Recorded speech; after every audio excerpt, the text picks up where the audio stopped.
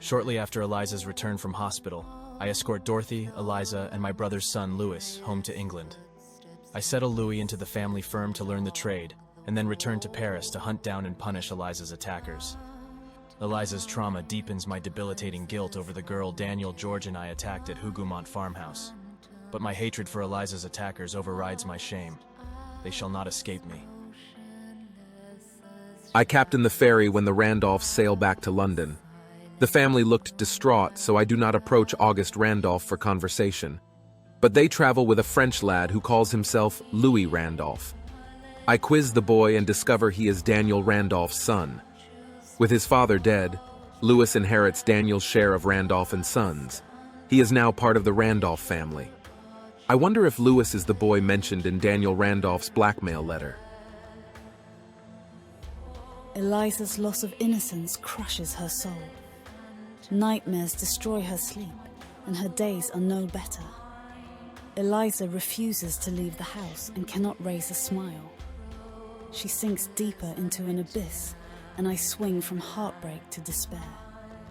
I need my husband, but August has returned to Paris and refuses to leave until he finds Eliza's attackers. Young Louis is now my support. Eliza and I rely on him for everything.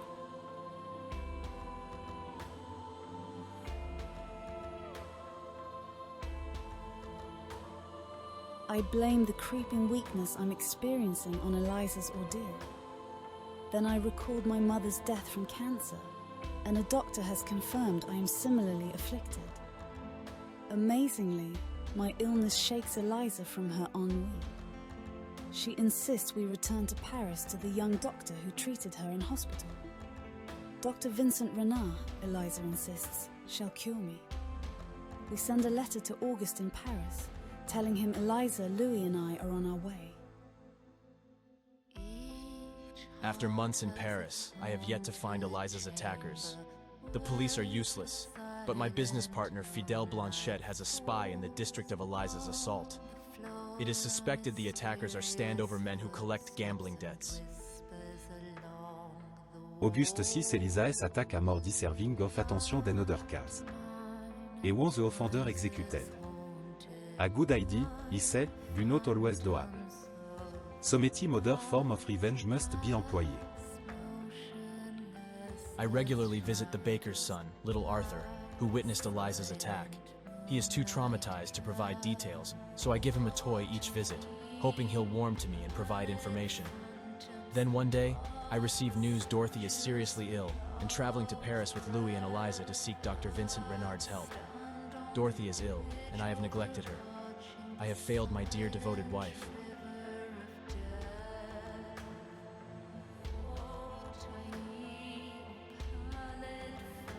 My love affair with the Caribbean soured after Mary made a mockery of my authority and escaped to London.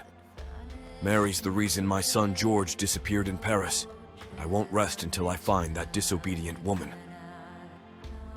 I award Wilbert Olson, the overseer on my plantation, a small allotment of land to keep him loyal and leave him to run the farm. My time is now devoted to finding Mary in London. I won't stop scouring the streets until I find and wreak my vengeance upon her. My husband, Bernard, has moved back to London. His presence at home is annoying, but worse yet, he's begun a bizarre routine, riding his horse around town as if searching for something. He's become a laughingstock, but cares not. Surprisingly, my brother, Bernard, has returned to London. Bernard is a bully and enjoyed the life of a dominant master in Barbados, but I try not to think of him. My family had not recovered from Eliza's ordeal when Dorothy discovered she is seriously ill. Louis and Eliza have taken Dorothy to Paris to see young Vincent Renard while I manage things at home. To cheer my spirits, I ride to Hyde Park for a casual trot around the scenic landmark. I was naive to think I'd find Sarah within weeks of landing in London.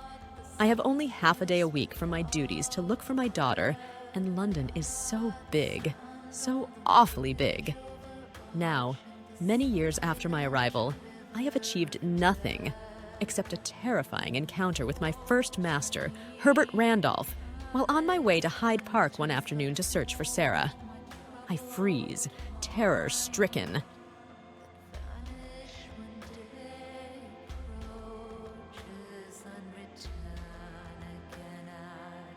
Some young lads upset my horse and unseat me from the saddle. They steal my wallet when I fall to the road, but my attention is diverted from the thieves when from the corner of my eye, I spy a woman on the pavement. She is draped in mourning clothes and her face hidden behind a heavy veil. And yet, there is something familiar about the way she stands, the way she holds herself, and I feel as if I know her.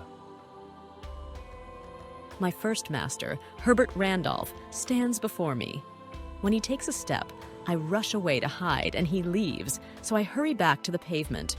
But then he's back, on his horse, close beside me. I swoon, and Herbert dismounts and catches me. I remember the feel of every finger on that strong hand. He pulls me close, and again I'm powerless, trapped by a demanding master. I scream, "Help! Help!" I am mysteriously drawn to the lady in black. What is it about her? She stumbles and I dismount to support her, breathing the bouquet of her aroma and being overwhelmed with an intense feeling of déjà vu.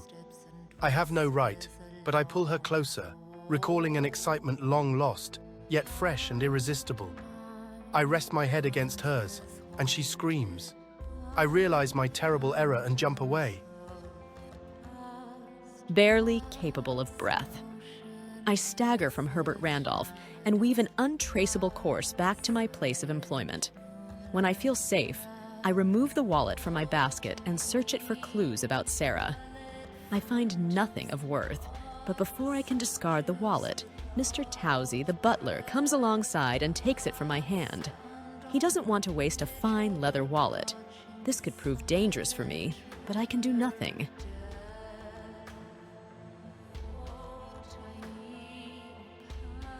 Christopher Muir and his silly wife visit my home with a wallet their butler found. It belongs to my brother Herbert. I take it from them and hope they'll leave. But Mrs. Muir starts to brag about a black servant they have. And I wonder if it's my runaway, Mary. I ask for Mr. Muir's card.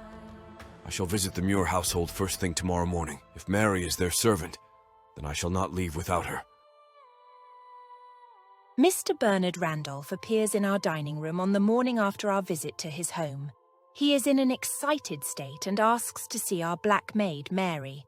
My husband, Christopher, asks the reason behind his strange request, and Mr. Randolph claims our servant Mary may be a runaway from his sugar plantation in Barbados. Christopher and I say this is preposterous, but then Mary appears to clean the table and there is a terrible commotion.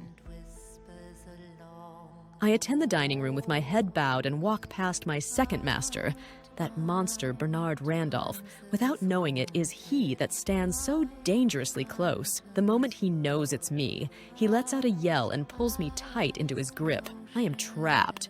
Bernard whips my face and screams insults. If he drags me from this place, my life is over. I plead with Mr. and Mrs. Muir for help. Finally, after 15 years of searching, I have found Mary. Now she will learn the consequences of her disobedience. Now she will rediscover my wrath. Mary will not escape me again. She is mine to do with as I please. Bernard Randolph is a monster. I demand he release Mary, but he's like a devil possessed. He tries to drag Mary from the house, but the butler calls the stable boy, and he teaches Mr. Randolph a lesson. We rescue Mary and throw Mr. Randolph from the house. But alas, Mary says he will return and lay in wait for her. She must leave our home. Luckily, she knows a friend, an innkeeper, and will go there until she can find other employment. I am Antelope, renamed Mary. Watch for further episodes or read the complete saga of my incredible journey. Antelope by Marea Whitley. Available at Amazon and other online bookstores.